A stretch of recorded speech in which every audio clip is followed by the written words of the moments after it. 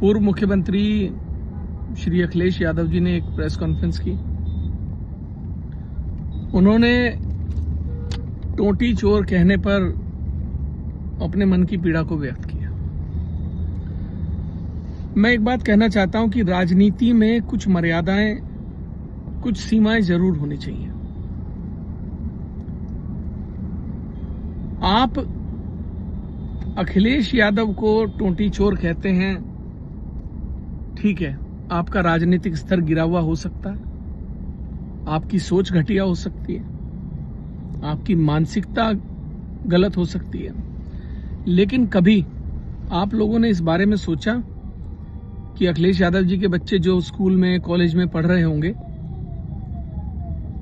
उनसे जो बच्चे द्वेष रखते होंगे या जो आपस में मनमुटाव हो जाता है, तो वो बच्चे क्या कहते होंगे उन्हें? टोटी चोर का बेटा, यही कहते होंगे ना। शर्म आनी चाहिए आप लोगों को, डूब मरना चाहिए आप लोगों को ऐसी घटिया राजनीति करते हुए।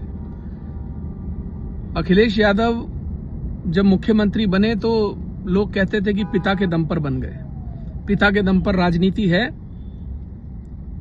जिस दिन पिता नहीं रहेंगे उस दिन अखिलेश यादव को एहसास होगा कि राजनीति क्या होती है। ये वही अखिलेश यादव है जिसने आपको 2024 के लोकसभा चुनाव में उत्तर प्रदेश में दिखाया कि अखिलेश यादव अपने दम पर राजनीति करना जानते हैं, उनका अपना करिश्मा है। एक राजनीतिक परिवार से आने वाले व्यक्ति को आप टोटी चोर की संज्ञा दे देते हैं। मैं जानना ये चाहता हूं कि ये कौन लोग हैं, ये किस गिरी हुई मानसिकता के लोग हैं जो इस तरीके के स्लोगन लेकर आते हैं। मैं ये भी जानता हूं कि ये ब्यूरोक्रेट कौन थे, किन्होंने इसकी उपज की। ये वो ब्यूरोक्रेट थे, ये वो नौकरशाह थे जो अपने नाक पर मक्खी नहीं बैठने देते थे। ये वो नौकरशाह थे जो ये समझते थे कि उत्तर प्रदेश ये चला रहे हैं। और यही नहीं, ये वो नौकरशाह थे जो ये भ्रम पैदा करके रखते थे कि उत्तर प्रदेश और दिल्ली की सरकार के रिश्ते बिल्कुल ठीक नहीं है। और मुझे तो ऐसा लगता है कि इन्होंने अपनी दुकान चलाने के लिए दिल्ली और उत्तर प्रदेश के रिश्ते कभी ठीक होने नहीं दिए। अपना महत्व बनाए रखना, मैं, अहंकार। मैं इस नौकरशाह को तब से जानता हूं जब ये एमडी होता था पावर कॉरपोरेशन उत्तर प्रदेश में,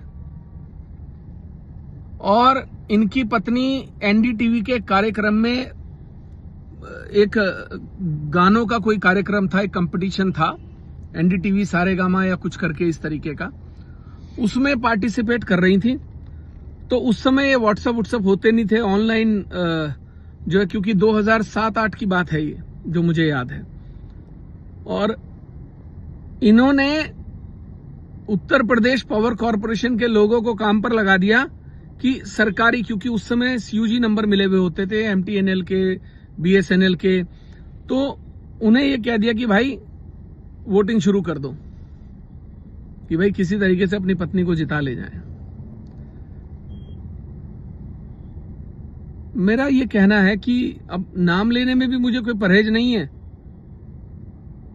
बाकी सब समझ रहे हैं मैं किसको बता रहा हूं। और मैं उन्हें यह भी बताना चाहता हूं कि टोटी चोर की संज्ञा देने वाले भी आप ही थे, आप ही की उपज थी, आप ही के 4 चेले चपाटे जो भी पत्रकार रहे होंगे, जो दूसरे अन्य साथी रहे होंगे, जो आपके चमचे रहे होंगे, उनके माध्यम से आपने अखिलेश यादव को टोटी चोर की संज्ञा देके उनकी छवि खराब करने का प्रयास किया। लेकिन मैं बताता हूं, ये प्रकृति है, इस प्रकृति का नियम है, जो देते हो लौट कर आता है।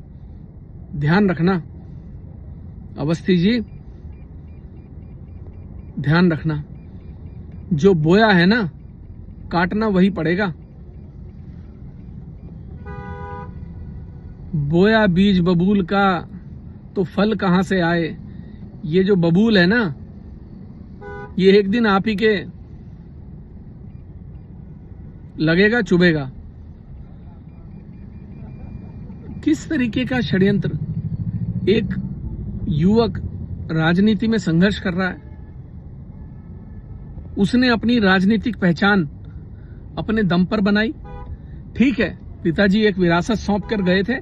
विरासत तो आप भी सौंप के जाओगे, चाहे वो नैनीताल वाली हो या कहीं सारी गुमनाम हो या जो भी आपको पता होंगी आपकी कहां कहां विरासतें हैं।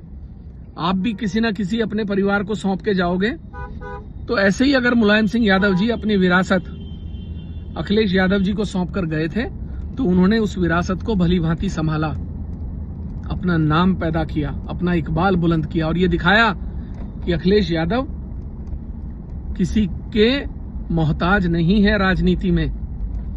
ठीक है, एक युवक विदेश से पढ़कर आया, उसको राजनीतिक समझ नहीं थी, समय लगा, लेकिन हिंदुस्तान में अगर बहुत तेजी के साथ राजनीति को समझने और सीखने वाला कोई व्यक्ति है तो वो अखिलेश यादव हैं।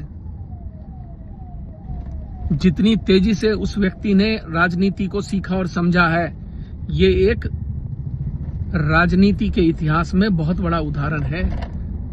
ये शोध का विषय है। पूरी दुनिया के उदाहरण उठाकर देख लीजिए। बहुत सारे लोग विरासतों को संभाल नहीं पाते, सड़कों पर डांस करते हुए मिलते हैं। अपने दम पर राजनीति करने वाले व्यक्ति का नाम अखिलेश यादव है। और ये जो टोटी चोर की संज्ञा दी है ना, ये टोटी बहुत भारी पड़ेगी, ध्यान रखना। जनता मूर्ख नहीं है, वो सब समझती है। वो ये भी समझती है कि किस व्यक्ति की मान मर्यादा इज्जत को आप किस तरह तार तार करने का प्रयास कर रहे हैं।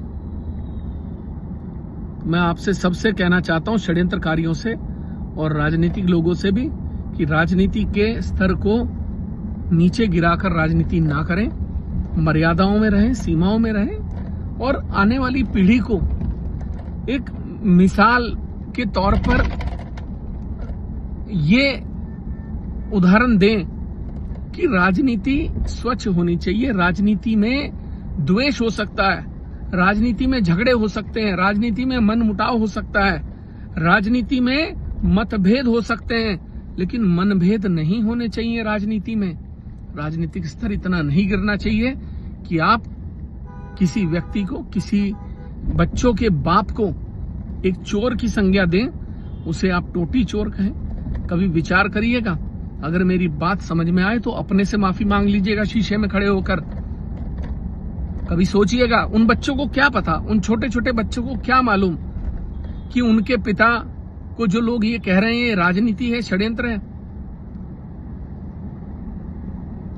और जो बच्चे उनके साथ पढ़ते होंगे, उन बच्चों को क्या पता कि ये राजनीति और षड्यंत्र है।